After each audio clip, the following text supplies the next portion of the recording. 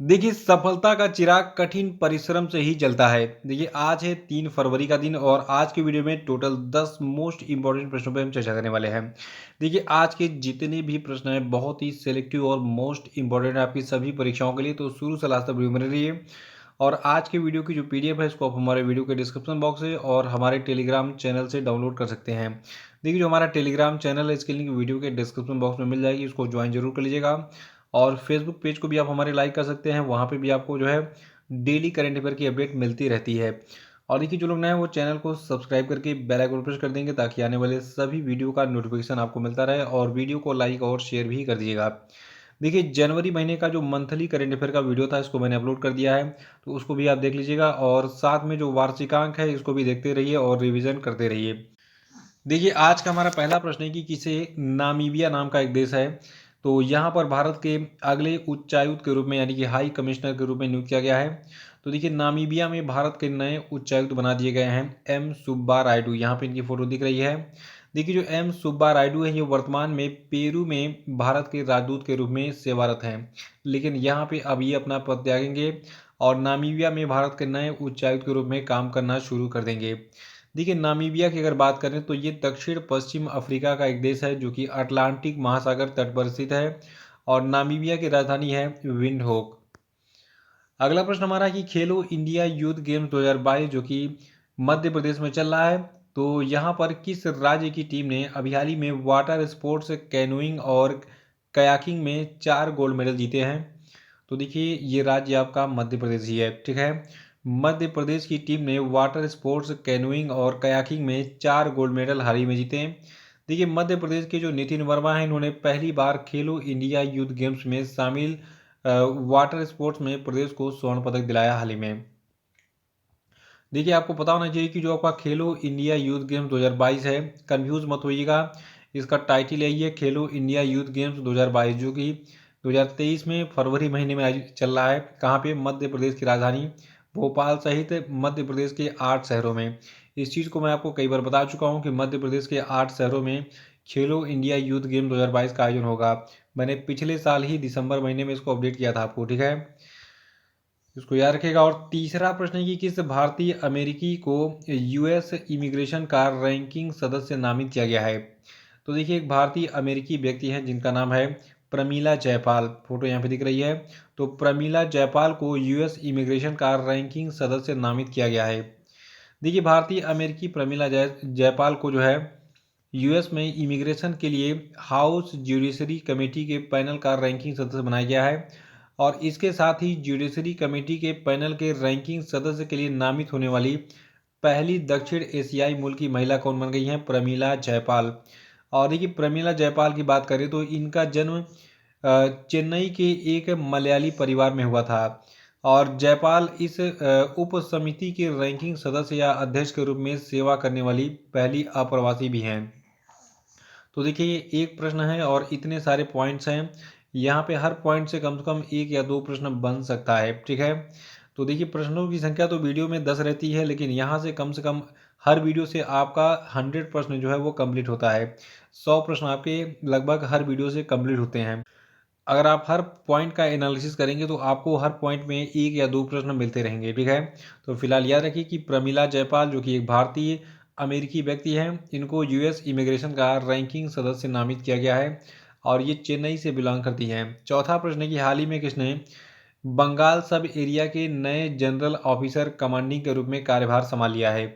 तो देखिए, ये व्यक्ति आपके हैं एच धर्मराजन, यहाँ पे फोटो इनकी दिख रही है। तो आपके एच धर्मराजन याद रखेगा, बंगाल सब एरिया के नए जनरल ऑफिसर कमांडिंग के रूप में इन्होंने कार्यभार संभाल लिया है। देखिए, मेजर जनरल एच धर्मराजन अति विशिष्ट सेवा मेडल, सेना मेडल, बार और विशिष्ट सेवा मेडल से सम्मानित व्यक्ति हैं, और इन्हें जो है दिसंबर 1986 में काप्स ऑफ इंजीनियर्स यानी कि मद्रास इंजीनियर ग्रुप में नियुक्त किया गया था। और अगला प्रश्न हमारा है कि इंटरनेशनल क्रिकेट के तीनों फॉर्मेट मतलब हो गया T20 और वनडे और टेस्ट, ठीक है। तो तीनों फॉर्मेट में शतक जड़ने वाले यानी कि 100 रन बनाने वाले सबसे युवा क्रिकेटर कौन बन गए हैं? तो देखिए, भारतीय क्रिकेटर जो आपके शुभमन गिल हैं, ये इंटरनेशनल क्रिकेट के तीनों फॉर्मेट में शतक जड़ने वाले सबसे युवा क्रिकेटर बन गए हैं। देखिए पहले ये रिकॉर्ड विराट कोहली के नाम पर था, लेकिन अब ये रिकॉर्ड शुभमन गिल के नाम पर हो गया है। तो आइए जानते हैं कितनी उम्र में इन्होंने ये रिकॉर्ड बनाया है। देखिए जो आपके शुभमन गिल हैं ये इंटरनेशनल क्रिकेट के तीनों फॉर्मेट में शतक जड़ने वाले इतिहास के सबसे युवा क्रिकेटर बन गए हैं वर्तमान में। और अभी हाल ही में इन्होंने 23 साल की उम्र में न्यूजीलैंड के खिलाफ तीसरे टी20 इंटरनेशनल मैच में 63 गेंदों पर 126 रनों की पारी खेलकर अपना ये कीर्तिमान स्थापित किया। देखिए इन्होंने अपने पहले टी20 शतक के साथ शुभमन गिल ने जो है केवल 23 साल 146 दिन की उम्र में, यानी कि 23 साल 146 दिन की उम्र में शुभमन गिल ने क्रिकेट के सभी फॉर्मेटों यानी कि टी20, वनडे और टेस्ट तीनों फॉर्मेट में शतक जड़ने की उपलब्धि हासिल कर ली। और साथ ही ये टी20 इंटरनेशनल शतक जड़ने वाले सबसे युवा भारतीय क्रिकेटर भी बन गए हैं। यानी कि ये वाला तीनों फॉर्मेट वाला रिकॉर्ड तो बना ही है, लेकिन इसके साथ में इन्होंने एक और रिकॉर्ड बनाया है कि ये टी20 इंटरनेशनल शतक जड़ने वाले सबसे युवा यानी कि सबसे कम उम्र के क्रिकेटर भी शुभमन गिल बन गए हैं। और मैंने आपको बताया कि ये जो रिकॉर्ड था पहले किसके नाम था, विराट कोहली के। छठवां की भारत की अध्यक्षता में G20 की पहली सस्टेनेबल फाइनेंसिंग वर्किंग ग्रुप की बैठक कहां पर आयोजित की गई। तो देखिए आपको बता दूं अभी हाल ही में गुवाहाटी में G20 की पहली सस्टेनेबल फाइनेंस वर्किंग ग्रुप की बैठक आयोजित की गई थी। और भारत की अध्यक्षता में इस G20 की पहली सस्टेनेबल फाइनेंस वर्किंग ग्रुप की बैठक असम की राजधानी गुवाहाटी में आयोजित होती है। और इस बैठक में केंद्रीय बंदरगाह, नौवहन, जलमार्ग और आयुष मंत्री सर्बानंद सोनोवाल ने G20 सदस्य देशों के प्रतिनिधियों से स्थायी जीवन शैली को एक जन आंदोलन बनाने के लिए सामूहिक रूप से कार्य करने का आग्रह किया।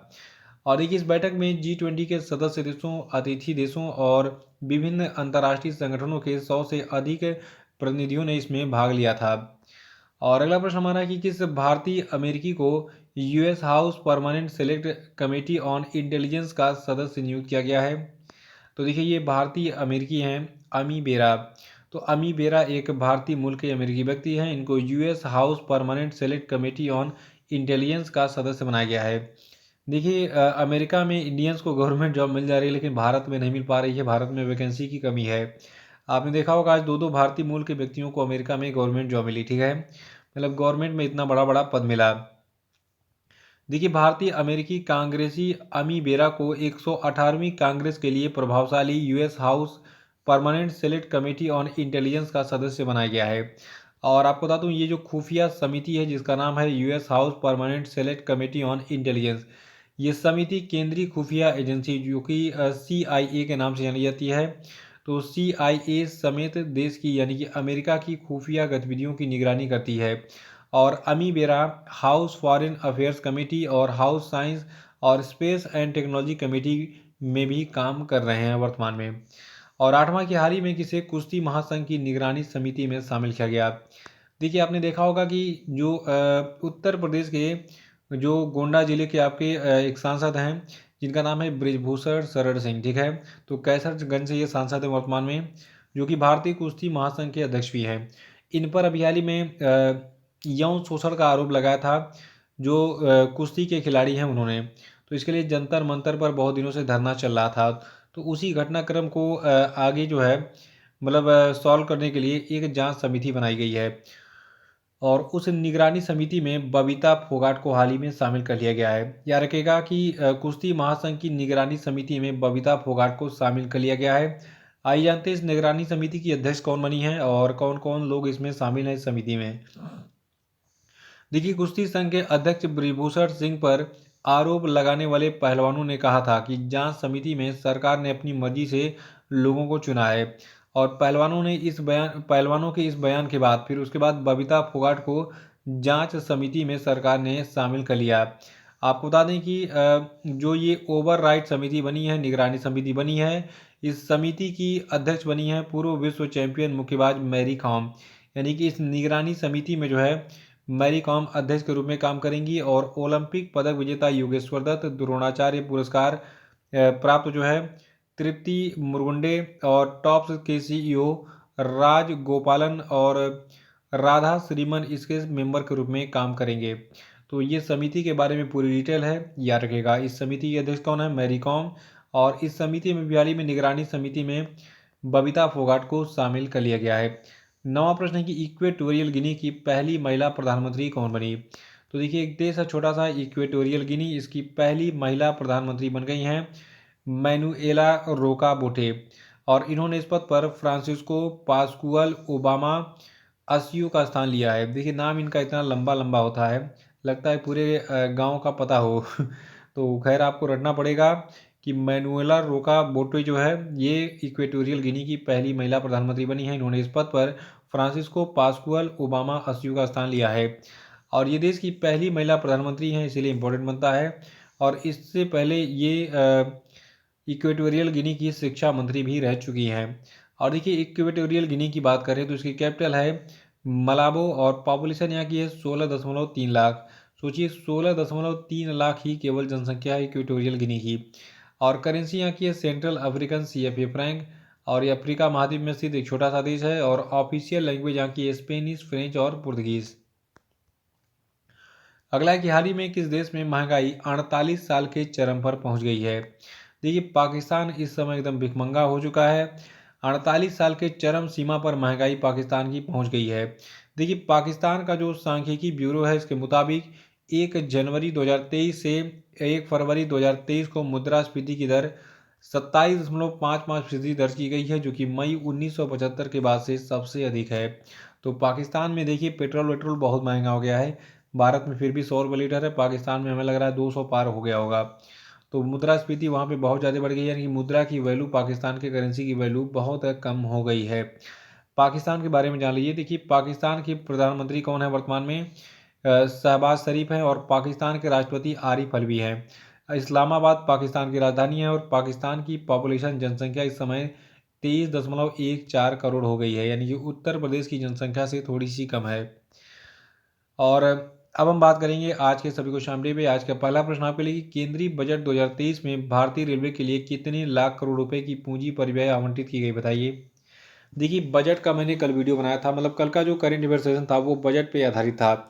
उसको आप जरूर देख लीजिएगा, क्योंकि वहां से सारे प्रश्न पूछे जाएंगे एग्जाम में, ठीक है। अगला प्रश्न भी बजट से, कि micro small and medium enterprises के लिए ऋण गारंटी योजना को नवीकृत करने के लिए बजट में कितने करोड़ रुपए का प्रावधान किया गया, बताइए। और आपको बताना है कि बजट 2023-24 के अनुसार ITR के लिए संशोधित औसत प्रोसेसिंग समय क्या है, बताइए। और बजट 2023-24 के अनुसार संपूर्ण पर्यटन पैकेज के रूप में देश के कितने पर्यटन स्थलों का विकास किया जाएगा, बताइए। और हाल ही में किसे ब्रिटेन में इंडिया UK अचीवर्स ऑनर्स द्वारा लाइफ टाइम अचीवमेंट अवार्ड से सम्मानित किया गया, बताइए। और कल के पूछे गए सभी क्वेश्चन पेपर के सही उत्तरों की हम बात कर लें। देखिए, कल का पहला प्रश्न था कि 74वें गणतंत्र दिवस परेड में शामिल किस राज्य की झांकी को प्रथम पुरस्कार मिला? तो ये झांकी थी उत्तराखंड की। देखिए, भारतीय वायुसेना के नए उप प्रमुख के रूप में अमरप्रीत सिंह को नियुक्त किया गया है। और अभी हाल ही में मुरली विजय, जो कि भारत के एक सलामी बल्लेबाज ओपनर थे, उन्होंने क्रिकेट के सभी फॉर्मेट से संन्यास ले लिया है। और राष्ट्रीय खनिज विकास निगम ने हाल ही में निखत जरीन को अपना ब्रांड एम्बेसडर बनाया है। और IMF की वर्ल्ड इकोनॉमिक आउटलुक रिपोर्ट के अनुसार वर्ष 2023 में भारत की विकास दर का पूर्वानुमान 6.1% है। तो इसी के साथ आज का ये वीडियो समाप्त होता है। मेहनत से पढ़ाई करते रहिए, मेरी शुभकामनाएं आप सभी के साथ हैं। आप जल्द से जल्द सफलता प्राप्त करें। धन्यवाद।